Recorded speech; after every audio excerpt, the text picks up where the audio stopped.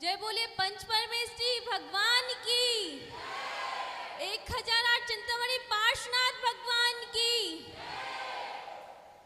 जो झुक सकता है वह सारी दुनिया को झुका सकता है। जो झुक सकता है वह सारी दुनिया को झुका सकता है। जो कुछ भी मैंने खोया वह मेरी नादानी है, और जो कुछ भी मैंने पाया वह मेरी गुरु माँ की मेहरबानी है। जय बोलिए आरिका माँ 105 षष्ठी भूषण माता जी की, आरिका संघ की, 10 लक्षण महापर्व की, उत्तम तप धर्म की। धर्म प्रेमी बंधुओं, आज 10 लक्षण पर्व का 7वां दिन है, उत्तम तप धर्म। आइए आज हम उत्तम तप धर्म की चर्चा करते हैं। क्या आपको पता है कि तप किसे कहते हैं, तप क्या होता है? तो आइए आज हम आपको तप के बारे में बताते हैं। शरीर को कष्ट देना तप नहीं है। शरीर को कष्ट देना तप नहीं है। अगर ऐसा होता तो सारे नारकी त्रियंच सभी मोक्ष चले जाते। आचार्य भगवान उमा स्वामी महाराज ने तत्वार सूत्र ग्रंथ में कहा है कि इच्छा निरोधा तपः, इच्छा निरोधा तपः, यानी कि इच्छाओं का निरोध करना ही तप है। यही मोक्ष का कारण है। मात्र तपना तप नहीं है। जो आत्मा को कुंदन बना दे वह तप है। मात्र तपना तप नहीं है। जो आत्मा को कुंदन बना दे वह तप है। तप आपको कष्ट नहीं देता है। तप से तो कर्मों की निर्जरा होती है।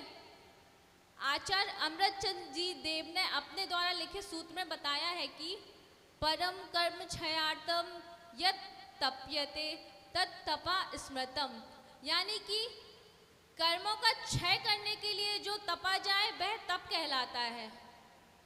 शक्ति को उद्घाटित करने का नाम तप है। अपनी ऊर्जा को ट्रांसफर करने का नाम तप है। कर्मों को क्षय करने का नाम तप है।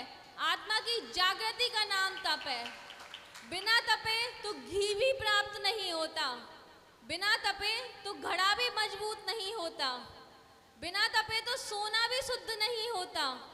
इसी प्रकार बिना तपे आत्मा भी परमात्मा नहीं बन सकती।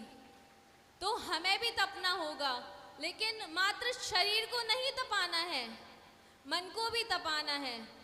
लेकिन मन को तपाने के लिए क्या करना होगा, ये पता है क्या आप लोगों को? अपनी इच्छाओं को रोकना होगा। अपनी इच्छाओं को निरोध करने का नाम होता है, जो इच्छाएं हो रही है ना, इच्छाएं 2 प्रकार की होती हैं, एक अच्छी इच्छाएं, बुरी इच्छाएं।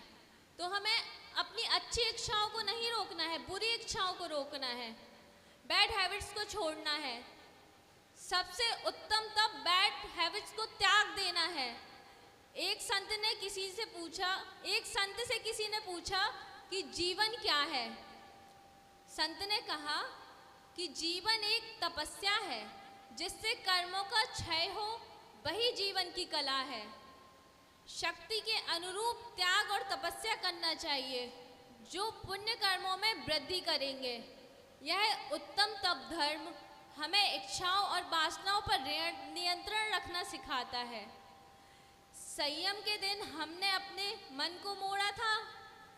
अब आज तप धर्म पर हमें अपने मन को सुंदर आकार देना है। भारतीय संस्कृति ने भी धर्म मार्ग के लिए साधन को नहीं, साधना को महत्व दिया है। ये कुछ पंक्तियां हैं। सूरज तपे तपे रे माटी, दीपक जले जले रे बाती, तुझको तपना होगा, मोह तजना होगा, तुझको तपना होगा, मोह तजना होगा। धूप में फल पकते हैं तो उनमें मिठास आ जाती है। आँच में भोजन पकता है तो स्वादिष्ट हो जाता है। इसी प्रकार तप के द्वारा ऊंचे पद को पाते हुए परम पद भी पा जाते हैं।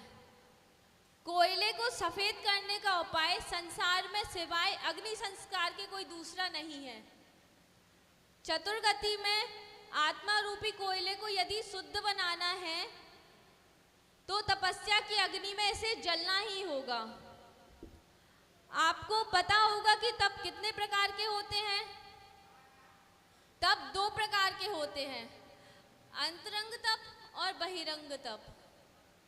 जो तप बाहर से देखने में आ जाते हैं अथवा जिन्हें अन्य संत महात्मा भी कर लेते हैं, बहिरंग तप है। जैसे अनशन, अवमोदर्य, व्रति परिसंख्यान, रस परित्याग, विभक्ति शय्यासन, काय क्लेश, जिन्हें हम बाहर से नहीं देख पाते तथा जिनका फल सिर्फ जैन तप परंपरा में ही प्राप्त होता है, वह अंतरंग तप है।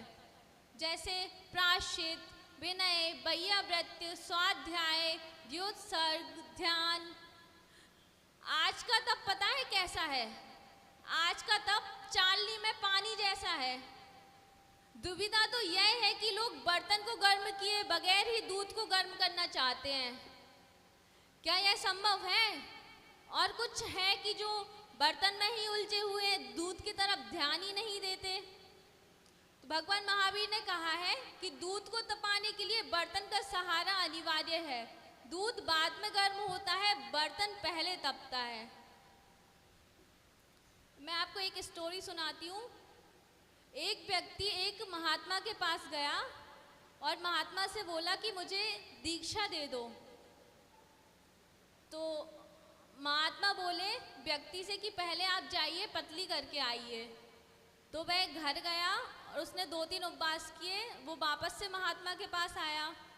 उसने महात्मा को बोला अब मैं पतली करके आ गया हूँ, अब आप मुझे दीक्षा दे दीजिए। तो महात्मा फिर से बोले कि आप घर जाइए पतली करके आइए। तो फिर वो वापस से घर गया, उसने 15 उपवास किए। वो फिर वापस से महात्मा के पास पहुँचा, अब तो मुझे आप दीक्षा दे दीजिए। तो महात्मा ने फिर से बोल दिया उससे कि आप घर जाइए पतली करके आइए। तो फिर वो घर पे गया, फिर उसने 1 महीने के व्रत उपवास किए। फिर वो वापस से 1 महीने के उपवास के पास महात्मा के पास पहुंचा। तो बोला महात्मा अब तो मुझे दीक्षा दे दीजिए, अब तो मैं 1 महीने का उपवास कर चुका हूँ। तो महात्मा बोले कि मैंने तो पतली करने बोला था। तो वो बोला कि अब मैं कितनी पतली करूँगा, पूरा पेट अंदर हो गया, पूरी पीठ अंदर हो गई, 1 महीने से उपवास कर रहा हूँ। तो महात्मा बोले मैंने पेट पीठ पतली करने नहीं बोला था, मैंने कषायों को पतली करने बोला था। तो वास्तव में अपने शरीर को तपाना तप नहीं है, अपनी कषायों को कम करना ही वास्तविक तप है। जैसे हमारे आगम में महावीर भगवान, पार्श्वनाथ भगवान, रामचंद्र जी जैसे महापुरुषों ने तपस्या के माध्यम से परमात्मा पद पाकर आत्मा को सुखी बनाया है, इसी प्रकार हम सबको भी इसी तप के मार्ग पर चलकर इसी पद को पाना है। महल बनाया है तो शमशान नहीं होने देंगे, महल बनाया है तो शमशान नहीं होने देंगे। बाग लगाया है तो वीरान नहीं होने देंगे, बाग लगाया है तो वीरान नहीं होने देंगे। आपत्तियां विपत्तियां कितनी भी आए पर अपने जैन धर्म का नाम बदनाम नहीं होने देंगे, पर अपने जैन धर्म का नाम बदनाम नहीं होने देंगे। इन्हीं शुभ भावनाओं के साथ मैं अपनी वाणी को विराम देती हूँ। जय बोलिए पंच परमेश्वर।